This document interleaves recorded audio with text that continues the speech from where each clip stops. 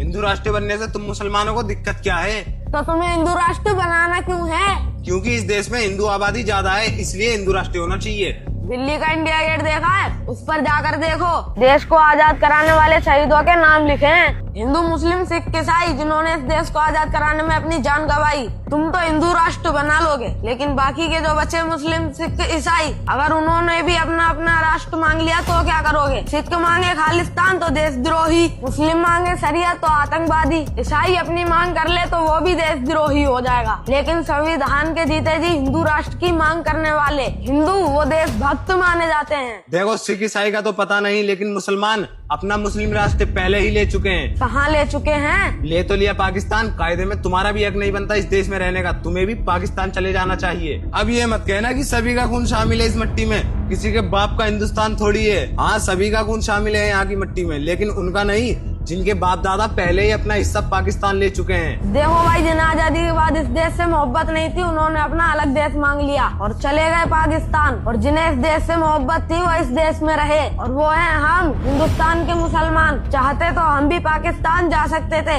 लेकिन हमारी रगों में खून नहीं, हिंदुस्तान की मोहब्बत बहती है। हाँ, ये बातें तो करना बहुत आसान है, लेकिन सोचो अगर इसका उल्टा होता तो क्या होता?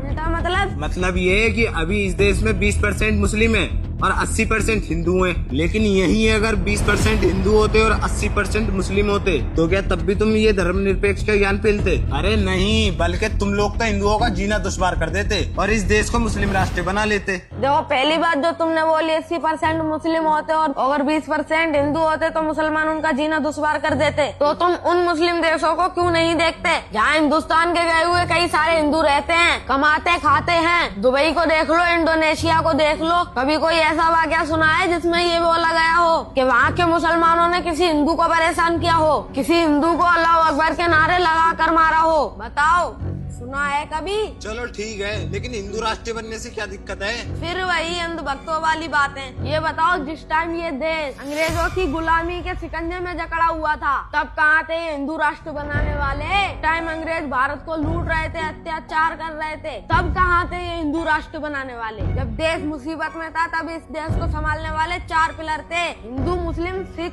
ईसाई, और ये हमेशा रहेंगे। ये बड़ी अच्छी बात कही आप।